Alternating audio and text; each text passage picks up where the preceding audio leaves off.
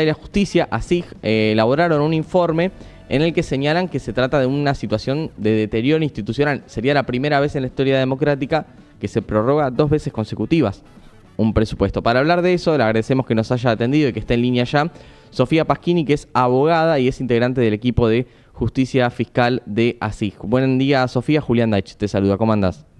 Hola, buenos días, Julián. ¿Cómo estás? Muchas gracias por el espacio. La verdad que está muy bueno poder charlar de este tema. Bueno, la primera pregunta, Sofía, es ¿qué consideración hacen respecto de lo institucional, de la norma y por qué hablan de deterioro? Bueno, tal como vos estabas contando, si se vuelve a prorrogar el presupuesto, que cabe aclarar por las dudas de que esto no sea de pleno conocimiento, nosotros estamos funcionando actualmente con un presupuesto prorrogado.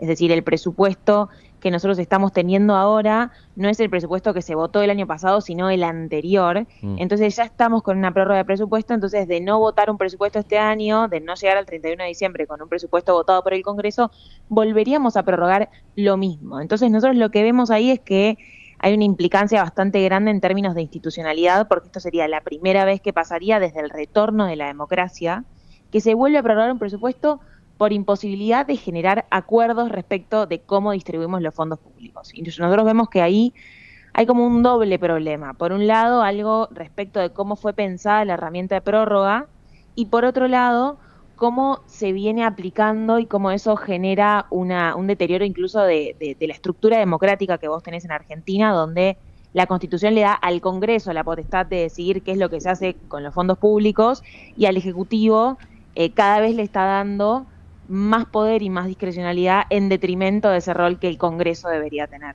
Ujú. Sofía, ustedes hablan también de que es una responsabilidad del Congreso, es decir, el Poder Ejecutivo no decide arbitrariamente cómo administrar el presupuesto, que es algo que le permite la prórroga. También hablan en el informe de un problema con la división de poderes, ustedes. Exactamente. Este doble problema que yo te marcaba antes, si me permitís voy a explayarme un poquito más en esto, Sí, como para que quede claro dónde vemos nosotros la falla. ok. Por un lado, lo que nosotros decimos es, si estamos en esta situación de una posibilidad de una segunda prórroga consecutiva, de alguna manera tenemos que haber llegado hasta acá. Y entonces lo que nosotros vemos es que la norma y la forma en que las herramientas legales fueron diseñadas y fueron cambiadas en los últimos años, te permiten que esta prórroga que fue pensada en términos excepcionales cada vez sea más frecuente. Digo, acá un datito de color, pero en los últimos 13 años el Estado funcionó con presupuesto de prórroga 4 veces. Ujú. Entonces, a riesgo de que sean 5 con el escenario actual. Entonces vos ves cómo esa herramienta que se fue pensando en términos excepcionales fue cada vez teniendo más protagonismo. Y lo que nosotros vemos es que ahí la norma, más allá de permitirte la prórroga, que es algo que se permite en un montón de países para no caer en este famoso shutdown del cierre de la administración, como conocemos en Estados Unidos, por ejemplo, cuando no aprueban el presupuesto, digo, esa norma, cuando te permite la prórroga, no te dice explícitamente que es excepcional. Entonces ahí vos ya tenés un primer problema legal, un primer problema de cómo vos tenés la herramienta de prórroga, porque no te dice ni que es excepcional, ni tampoco establece, por ejemplo, sanciones a un ejecutivo que la use a gusto y piacere. Entonces lo que digo ahí es como, bueno, la norma incluso te genera un desincentivo a negociar, si vos querés, Claro. ¿no? Porque si yo soy un ejecutivo que no tiene muchas ganas de charlar con el Congreso o no tiene incentivos a negociar y a este ejercicio democrático que suponen tantos procesos, pero sobre todo el presupuestario, y bueno, entonces yo puedo acudir a la prórroga las veces que quiera porque el artículo que me permite prorrogar no me dice qué es lo que pasa si yo en vez de usarlo en términos excepcionales lo uso como a mí me guste. Y a eso le sumás otras cosas que tiene la ley que le permiten al Ejecutivo ir manejando cada vez más el presupuesto, porque esto que yo te comentaba antes, nosotros cuando partimos de la Constitución te dice, bueno, es el Congreso el que tiene que manejar los fondos públicos. Pero después vas a la ley y cada vez con el paso de los años se fueron dando más prerrogativas al Ejecutivo, ¿no? Porque esto que era, antes estaba en la órbita exclusiva del Congreso, se le fue dando, no sé si vos te acordás, en más o menos en 2006, surge un agregado en la ley que se llaman los superpoderes, Sí. que le dan al jefe de gabinete mucha potestad para hacer modificaciones presupuestarias. Ujú. Todo eso, y si le sumás los DNU, porque los DNU que vienen a jugar cuando el Ejecutivo, en la cancha de lo que sí puede hacer, que fue cada vez más grande con el pasar de los años y con estos superpoderes, cuando no encuentra lo que quiere hacer ahí adentro, en las facultades de lo que sí puede, bueno, me voy por la vía del DNU, entonces de repente lo que la ley no me permite el DNU, que ya sabemos que funcionan de una forma muy deficiente en Argentina porque no se terminan revisando, entonces tenemos DNU que no deberían funcionar porque son en su lógica inconstitucionales, pero como no se revisan quedan vigentes. Entonces digo, como este es un poco el mosaico de lo que nosotros vemos, que todo esto hace posible que hoy estemos acá charlando sobre por qué se va a volver o se podría volver a prorrogar el presupuesto. Y entonces ahí un poco el llamado es doble, digo, revisemos las leyes porque las leyes efectivamente nos están permitiendo que estemos hoy teniendo esta conversación y digo, más allá de que el gobierno de hoy sea un gobierno que, bueno, ya sabemos que no le interesa mucho negociar con el Congreso y demás, digo, puede ser otro gobierno el día de mañana. Entonces, por eso nosotros hablamos del deterioro institucional, o sea, hay algo ahí que se te está rompiendo y que el gobierno que venga, cualquiera sea, digo, más allá del color que sea el gobierno, vos tenés ahí un problema porque la debilidad presupuestaria de la institucionalidad presupuestaria te genera que venga el gobierno que quiera y si no tiene ganas de negociar con el Congreso te imponga un presupuesto de prórroga por indefinidas veces.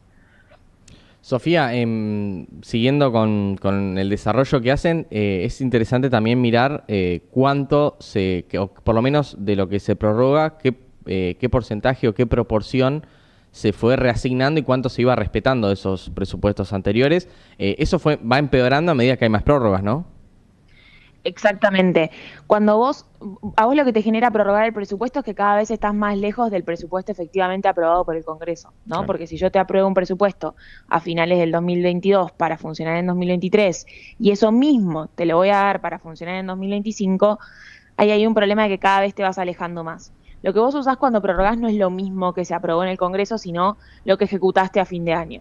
Entonces, si bien esa brecha es un poquito más cortita, si querés, sí te genera una discrecionalidad muy fuerte de entre lo que te aprobó el Congreso y lo que vos terminaste ejecutando, ¿no? Porque el Congreso que te aprobó probablemente sea una gestión pasada, como nos pasa ahora. Claro. Entonces, lo que nosotros vemos es que cada vez con el paso del tiempo, esa brecha, si querés, que se te marca entre lo que te aprueba el Congreso en un presupuesto votado y lo que terminás ejecutando en la prórroga, cada vez esa brecha va siendo más grande y la reasignación de partidas termina siendo más grande. Y muchas veces la mayoría de esa brecha se explica por decretos de necesidad y urgencia. Y entonces ahí voy un poco a lo que te decía antes, como incluso cuando estamos en un escenario legal de prórroga, se recurren a muchas herramientas que no diría que son ilegales, pero sí son bastante, huelen a inconstitucionalidad de un DNU, sí, porque tocan partidas que a priori no deberían tocar y por eso lo hacen por DNU, ¿no? Porque si no lo harían por una resolución amparada por esto de los superpoderes del jefe de gabinete. Pero cada vez estos aumentos son incluso no proporcionales a la inflación, mucho más altos que lo que deberían ser. Sofía, estaba mirando también, hay afectación a partidas concretas, estaba mirando tema de violencia de género, prevención del embarazo, ¿cuáles son los que ustedes destacan? Sí, totalmente. Nosotros lo que veíamos ahí es que, por ejemplo, para el programa Acompañar, hay en términos reales un 90% menos de recursos que lo aprobado en 2023, porque acá me paro en el mismo escenario que estábamos hablando recién. Vos partís de un presupuesto aprobado hace ya 2 años por el Congreso, y a término de hoy lo que yo tengo que hacer es ir metiendo plata en las partidas que me fueron quedando chicas, ¿no? Porque por términos de inflación y por paso del tiempo, yo lo que tengo que hacer cuando prorrogo un presupuesto es inyectarte plata en partidas para que eso no me pierda valor. ¿Qué pasa? Eso a mí me da una cintura a que en las partidas que a mí no me interesan, yo no te inyecto plata. Entonces, ¿qué pasa? Nosotros tenemos un gobierno que, por ejemplo, las políticas de género en este momento no le interesan, es como uno de los pilares de financiamientos más grandes de esta gestión. Entonces, ¿qué pasa? El programa Acompañar, que es una de las cosas donde nosotros ponemos la lupa, si vos te fijas, hoy en día esa brecha tiene en términos reales un 90% menos de recursos que lo que se aprobó en 2023. El Plan ENIA, que es el programa de prevención del embarazo, tiene también un 80% menos de recursos. Si te vas, por ejemplo, a lo que es construcción de jardines infantiles, ese porcentaje menor también es 80%. Entonces, como esa brecha que vos tenés entre lo aprobado y lo que hoy en día te genera en términos de financiamiento, porque esa plata ya no vale lo que valía en 2023 por la inflación, ahí tenés una brecha muy grande que el gobierno podría bien no inyectar plata ahí. Como si no le interesa, podría no poner plata ahí para el reajuste de las partidas, y eso es algo muy peligroso de una prórroga presupuestaria, porque casi que te modifico el presupuesto como yo quiero. Claro. Sofía, te agradecemos por este tema y además nos interesa porque, no sé, te cuento la situación, por ahí es algo que ya tienen detectado, estudiado desde la asociación. Aquí en Bahía Blanca, por ejemplo, todas las situaciones de, no sé, de obra pública, de asfalto, de pavimento y demás, se están financiando con fondos municipales o provinciales y la mayoría de municipios, también de la región o de la zona, tienen que acudir a aumentos de tasas y muchas veces el mismo partido político que a nivel nacional no aprueba partidas para municipios se oponen a esa suba de tasas y también genera un conflicto de poco diálogo y dificultad para construir un consenso. Digo, tiene un impacto macro y también un impacto micro esto. Sí, totalmente. Y creo que ahí es importante algo que vos lo decías hace un rato y yo no me acuerdo si le di suficiente entidad a esto, que una parte del informe lo que dice es como, bueno, estamos frente a un problema de multidimensional.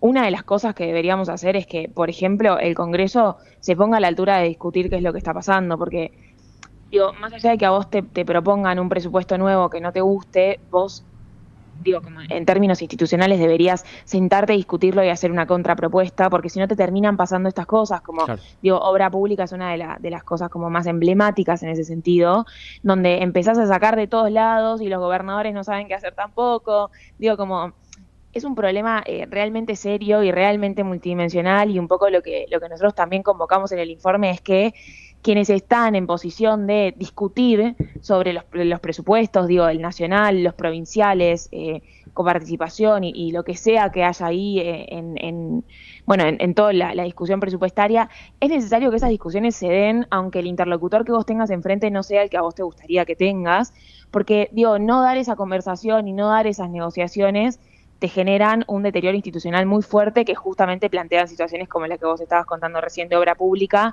donde terminás como un poco dando manotazos de ahogado, que es realmente algo que no debería pasar y ahí hay que tener una conversación y una discusión, digo, mucho más como demandante que la que uno le gustaría tener en términos políticos e institucionales incluso, pero muy necesaria para esto, porque digo, estamos al primer año de gestión y están pasando este tipo de cosas, como si no empezamos a desarrollar un músculo de democracia deliberativa y de repente vamos a tener un problema acá futuro, y no digo futuro a largo plazo, digo como bastante corto, que va a ser necesario de alguna forma arreglarlo porque si no es inviable.